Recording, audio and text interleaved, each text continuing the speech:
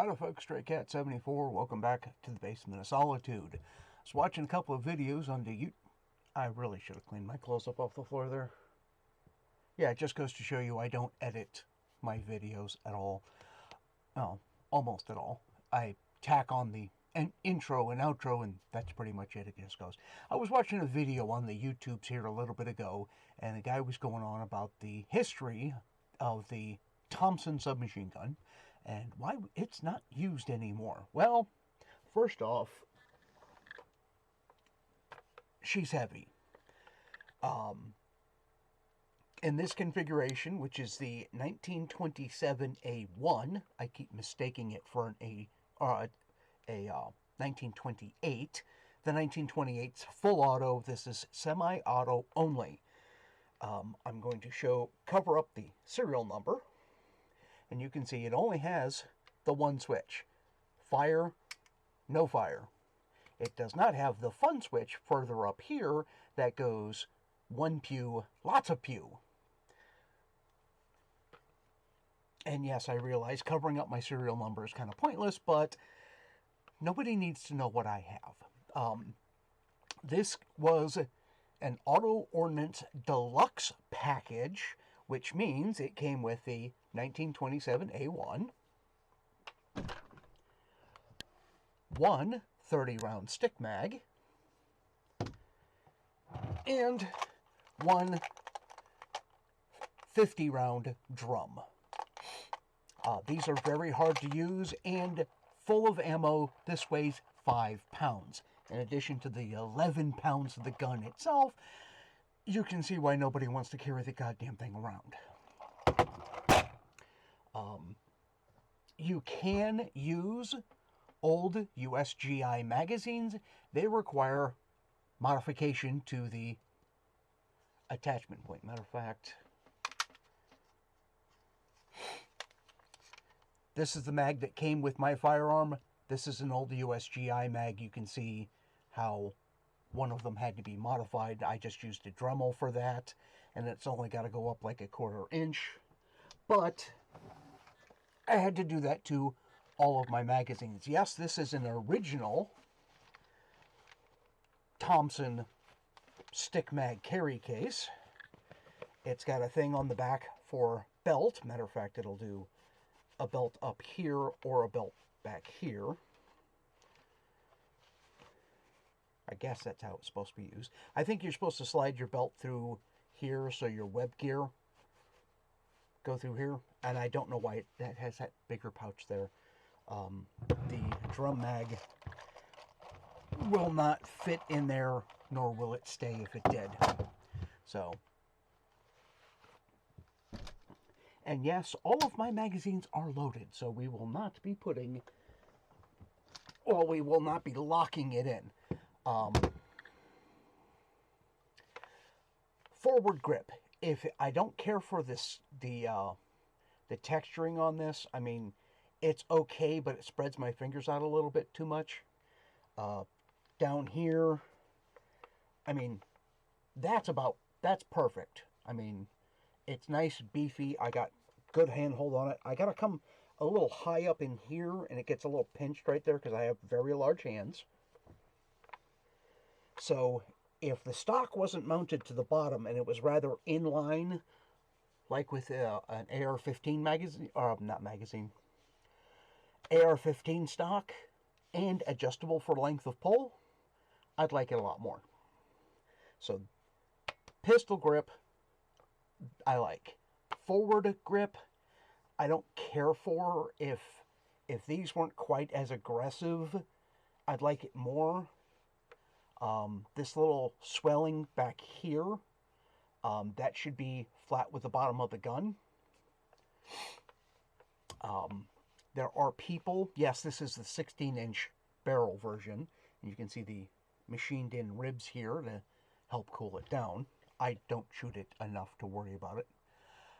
There are people that have complained that the muzzle device can be shot off. I obviously haven't had that problem yet. The cups compensator, it's a 45 ACP. I mean, these are 230 grain Freedom seeds, and they come out somewhere between, well, out of my 1911, they'll come out at between 750 and 900, depending on how I have them loaded. Out of a 16-inch barrel, I'm going to get another anywhere from 100 to 200 feet per second. So if I'm loading spicy rounds, I can break the sound barrier with this. If I'm firing plinking rounds, which is what I have loaded right now, because plinking rounds are designed to be cheap, I'm not going to break the sound barrier. So, and with as heavy as this gun is, I'm not going to worry about muzzle jump, so this is almost pointless. Really cool, but about pointless. Stock is not removable without disassembly of the gun. Yes, I know they have some where the stock you push a button and the whole stock comes off. You have to pay extra for that. This was already a $3,000 gun, brand new. I got it secondhand for less than that. No, I'm not telling you how much. One of the things the previous owner did, I don't know if I'm going to be able to get this close enough, is the edges on the charging knob were very sharp. Some of it had been either sanded or filed down, but that made it a little bit worse. You can see where the previous owner had scratched it a little bit while they were trying to work on it. I cleaned up those edges a little bit just so that it wouldn't cut my finger trying to rack this. And this has a very strong spring. Another thing I do not like while we're talking about it, if you look at the stock, that's at an angle. It comes exaggerated, it comes like that. Okay, there's no reason for that, because when you have it in your shoulder, it wants to do this. You pull in, it wants to pull down. There's no reason for that. None. It's also, I mean, getting a cheek weld on this, I got to put my chin on it to line up. My cheek isn't anywhere on the stock. If I put my cheek on the stock, I'm looking at that button right there. That doesn't help me any. I wish it came straight off the back. That way, when I look into it, you know, like with an AR-15, my eye just falls right into it. And it doesn't. Let me see if I can get this closer. Yeah, well. Another thing you'll notice is the hideously expensive and questionably worth rear sight.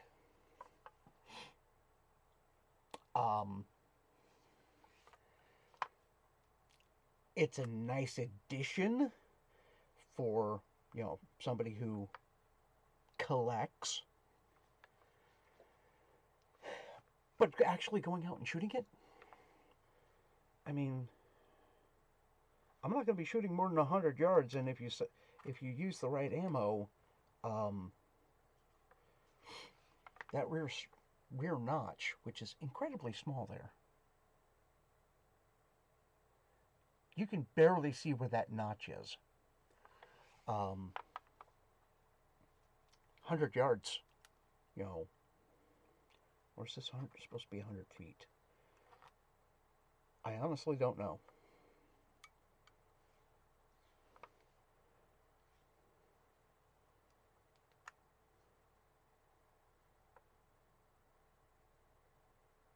That's a very good question. I'm going to have to look that up.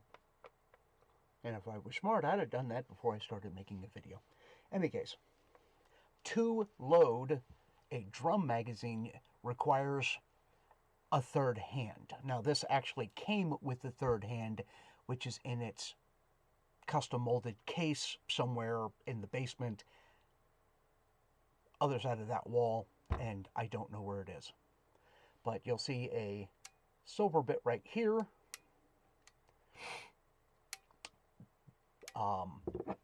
The follower pushes up against that to lock it open when it's empty. To load the drum, you have to push that, pull down on, hang on, pull down on the charging handle until that locks back, or else you cannot get the drum mag to go in. It makes it a lot easier to get the stick mags in as well if you lock the bolt open.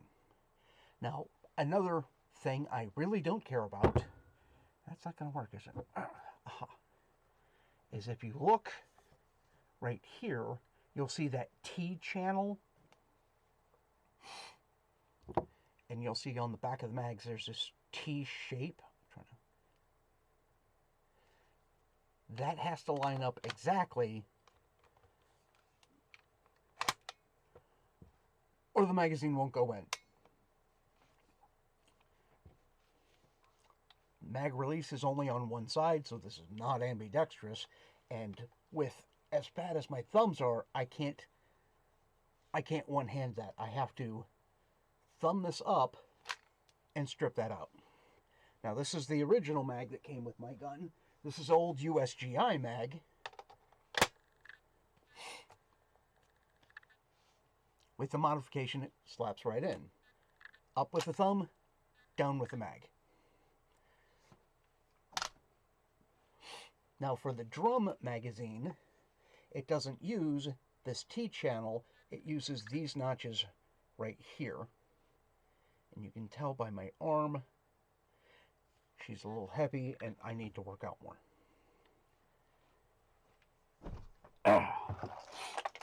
So on the magazine, you'll see these right here, the drum mag.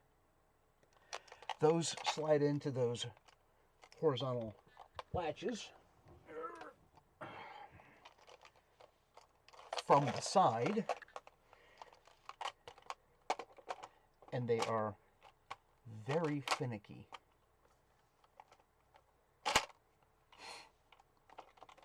Now, I have not wound this magazine, and I'm not going to,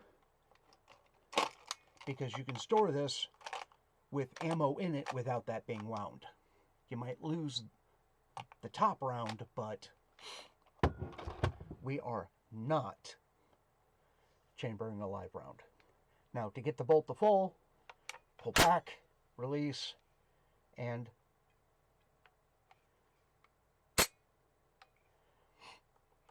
very difficult to tell where that wall is. I mean, it's constant spring pressure all the way through.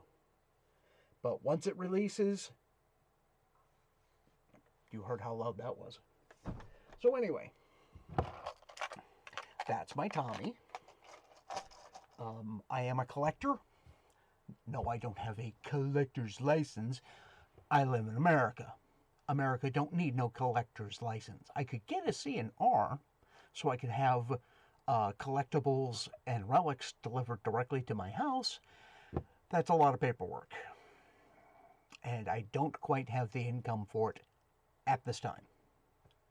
Maybe, eventually, I will. Matter of fact, I want to get a manufacturing license. I got a lot of gun ideas. But that's my Thompson. What would I do different if I was to make a modern Thompson? Well, first off,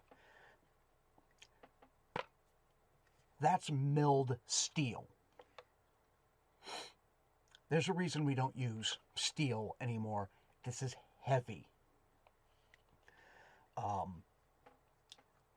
That texturing can go away. I like the free-floated barrel because this mounts to the bottom of here.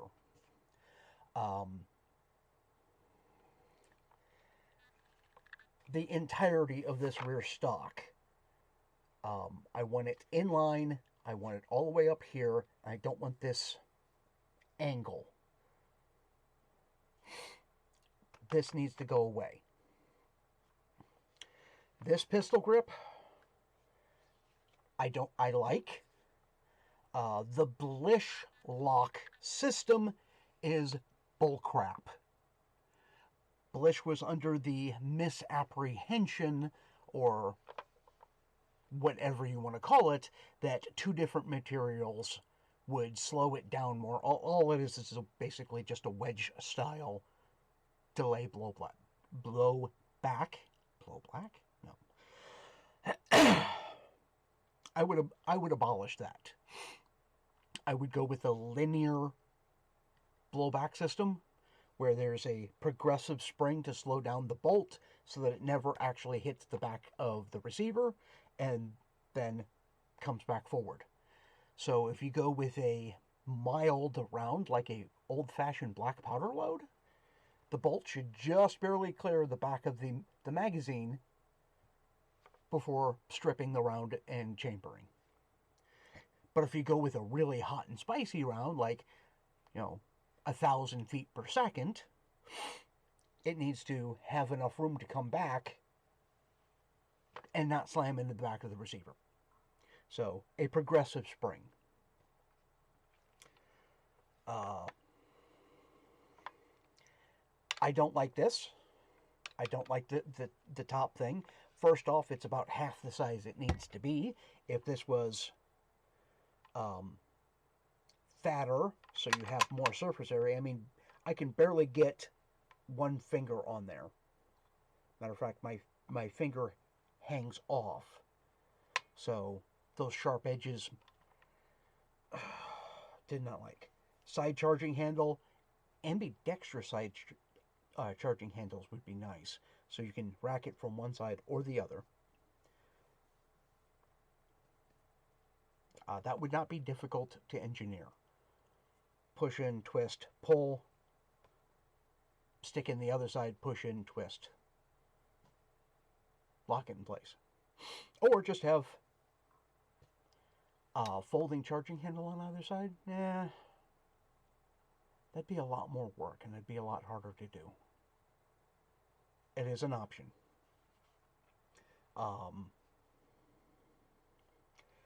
This magazine system, drum, stick mags, this T-channel, get rid of it. I hate to say it, make it compatible with Glock magazines. They've got 33 round Glock magazines for 45 ACP, or are they only 30? I'd have to look that up. But make this Glock magazines. Alternately, M&P 2.0 or Beretta mags. It would not be difficult to make that interchangeable so you can change out which firearm you're feeding from. My M&P 2.0 uses 17 round magazines, and that's the largest I've been able to find.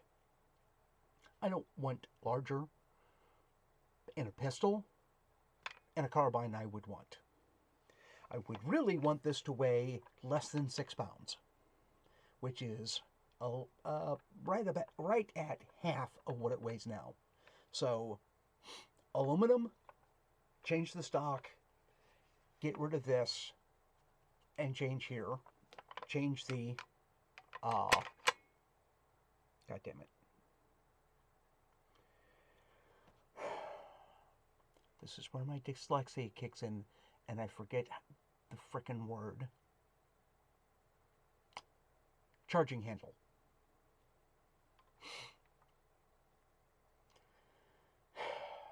I've said it several times during the video, and I just forgot the word. It happens. It's aggravating. It's embarrassing, too. And people wonder why I don't talk in public more. But in any case, that's what I would change. This entire stock, I want it linear with straight out here. I want a linear progressive spring, not this stupid blish-lock bullcrap that doesn't do anything. Those scallops, make it aluminum. The barrel I have no problems with. Free-floated, ribbed for her pleasure. The compensator, if this was half the weight, I think the compensator could help. But you could just as easily get rid of the compensator and just have the front sight post, and it'd probably be fine. This overly complicated rear sight, which you're probably never going to shoot 500 yards. Hell, you're probably not going to be shooting more than 100 yards. You can get rid of that. The V-notch, woefully inadequate. However, when you flip up the rear sight, you get this nice little peep. You can just barely see it there. Make that peep sight the rear sight. Sight it in for 100 yards and leave it. Easy enough. But this V-notch here is woefully inadequate. So that's what I would change with it. And if I had a manufacturing license, and I just noticed, I don't know if you can see that, there's a little bit of a fitment issue on the pistol grip. I can see daylight through this crack right there, all the way to the back. That's annoying as hell. I never noticed that before. And it comes all the way up to about here. So from here all the way up to about here, and then this is well and truly in there. It could have used a little bit more sanding, slightly better fitment. I mean, for a $3,000 brand new rifle, semi-automatic rifle only, I would expect better fitting, especially from a name like Thompson. Now, there is a little bit of flex between the upper and lower receiver.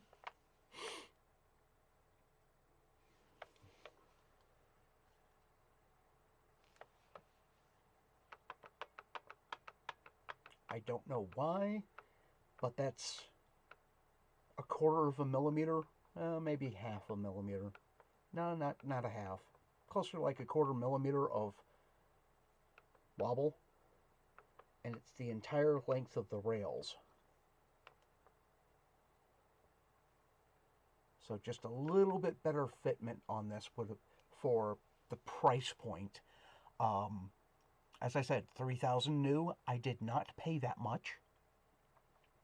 Came in a custom fitted case with the Auto Ordnance logo. Where's the Auto Ordnance logo on this? Here it is. See the bullet logo right here. In gold. Well, gold paint, not actual gold. 50 round and 30 round magazines. 50 round drum, 30 round stick. Very well worth the money for a collector. I wouldn't advise just anybody going out and spending $3,000 on a heavy pig like this. If you gotta have one, you gotta have one. I'm not gonna judge. I bought one after all. And shortly after I bought this, I lost my $60,000 a year job. No, I did not put this gun up for sale. This is one of those ones that I've wanted since I was in my single digits. I'm 48 years old now. I've probably wanted one of these for 40 years. So I finally got it. It makes me happy. I'm keeping it. I will get rid of most of my other guns before I get rid of this one. So, yeah, she's staying. Anywho, that's 24 minutes of me ranting about my rifle. But it's also what I would change off the Thompson if I had a manufacturing license and a way to manufacture. That's a lot more money to get the tooling I would need to redo that. And then I couldn't make it a Thompson because Auto Ordnance is still in business. They're owned by Car Enterprises, K-A-H-R.